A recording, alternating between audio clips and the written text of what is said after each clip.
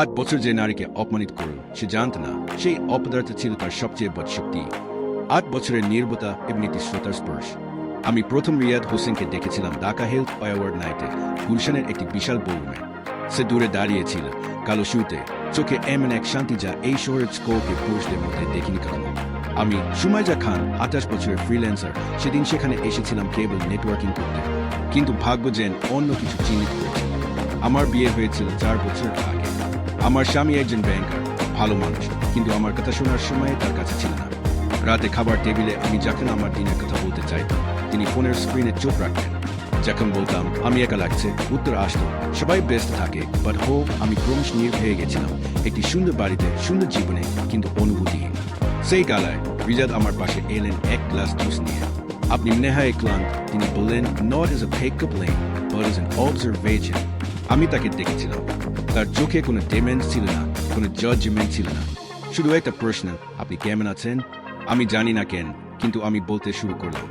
আমার স্বামীর অবহেলা, আমার স্বপ্নগুলোর কবর দেওয়া, সেই ডেইলি লোনলিনেস যেটা কাউকে বোঝাতে পারি না, কারণ সবাই তো এমনি থাকে। রিয়াদ শুনলেন, শুধু শুনলেন না, তার মাথা হেলালেন যেন প্রতিটি শব্দে তিনি অনুভব করছেন। তারপর তিনি নিজের গল্প বললেন, কিভাবে 8 বছর আগে তিনি নুরানি হেলথ কেয়ারের একটি সাধারণ চাকরি নিয়েছিলেন, কারণ নাদিয়া আক্তার, যাকে তিনি ভালোবাসতেন, তার পরিবারের কোম্পানি দেউলিয়া হওয়ার পথে ছিল। রিয়াদ রাতের পর রাত জেগে ফাইল সাজাতেন, নাদিয়ার MBA করার খরচ জোগাতেন, তার প্রমোশনের পেছনে অদৃশ্য সুপারিশ করতেন। তিনি নিজের উচ্চশিক্ষার স্বপ্ন ত্যাগ করেছিলেন যেন নাদিয়ার জগৎটা আলোকিত হয়ে ওঠে। আমি ভেবেছিলাম, রিয়াদ বললেন, তার কণ্ঠে একটা হাসি যা বেদনা ছিল, ভালোবাসা মানে নিঃস্বার্থ ত্যাগ। কিন্তু আমি ভুলেছিলাম, ভালোবাসা মানে পারস্পরিক দেখাশোনা। নাদিয়া ধীরে ধীরে পরিবর্তিত হলেন।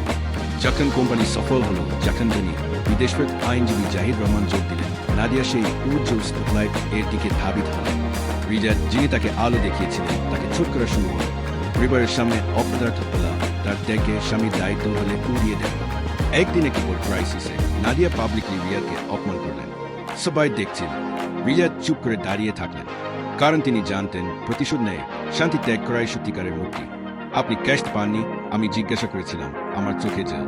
পেয়েছিলাম, তিনি স্বীকার করলেন, কিন্তু আমি বুঝেছিলাম আমি যোগ্য ছিলাম সম্মানের, শুধু ভালোবাসার ন্যায়। সেই রাতে গালা শেষে আমরা গুলশানের একটি ফিশ পে বসেছিলাম। বাইরে ঢাকার লাইটগুলো ঝলমল করছিল, কিন্তু আমার কাছে মনে হচ্ছিল সময় থেমে গেছে। রিজাদ আমার হাতের উপর হাত রাখলেন, not romantically but as a anchor. Sumaiza, তিনি বললেন, আপনি যে সাহস করে আজ এসব বললেন, সেটাই প্রমাণ করে আপনি এখনো নিজেকে হারাননি। আমি তার চোখের দিকে তাকালাম। সেখানে কোনো লাশ ছিল না, কিন্তু ছিল এক গভীর আকাঙ্ক্ষা, মানুষকে বোঝার, মানুষের ব্যথা স্পর্শ করার। সেটা ছিল অনেক বেশি ইন্টিমেট, অনেক বেশি এরোটিক ইন ইটস ইমোশনাল নেকনেস। 2 বছর পর আজ আমি মাদারীপুরের নুরানি ছেড়ে এই গল্প লিখছি। রিয়াদ এখন একটি জাতীয় হেলথ টেক প্রকল্পের পরামর্শ। আমি জানতাম না সেদিন, কিন্তু তিনি সত্যিই দরিদ্র ছিলেন না, জীবনকে বোঝার জন্য সেজেছিলেন। নাদিয়া এবং জাহিদের কোম্পানি এখন শান্তি, কারণ আসল মস্তিষ্ক ছিল রিয়াদের, যা তারা হারিয়েছিল অজ্ঞতায়। আর আমি আমার স্বামীকে ছেড়ে এসেছি, কারণ রিয়াদ আমাকে শিখিয়েছিলেন আমি যোগ্য একজন শ্রোতার, যেসব শুনবে না আমার অনুভূতিকে সম্মান করবে। আমরা এখন partner in work and in understanding each other. গতকাল রাতে চুরের নদীর পাশে বসে রিয়াদ আমার কানে ফিসফিস করে বললেন, তুমি ভুল নও সুমাইজা, তোমার একাকিত্ব তোমার দুর্বলতা নেই, তোমার সংবেদনশীলতার প্রমাণ। আমি তার কাঁধে মাথা রাখলাম। তার শরীরে গন্ধ ছিল মাটি আর বৃষ্টির মতো স্থির, নিরাপদ আমার। কারণ কখনো কখনো সবচেয়ে এরোটিক জিনিস কোনো স্পর্শ নয়, একটি মানুষের দৃষ্টি যেখানে তুমি সম্পূর্ণভাবে দেখা হও এবং শোনা হও। শেষ।